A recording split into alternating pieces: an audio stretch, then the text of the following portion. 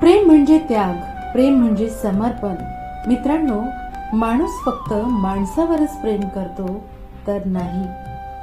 माणूस तर स्वतःवर प्रेम करतोच, पण त्यासोबत निसर्गावर, पशुपक्ष्यांवर, प्राणी मात्रांवर, फुलपाकळ्यांवर, नद्या नाल्यांवर, मातीवर, जातीवर, धर्मावर, नात्यांवर, पुस्तकावर, साहित्यावर, देवावर आणि माणसाशी माणसासारखं वागायला लावणाऱ्या माणुसकीवर देखील माणूस प्रेम करतो.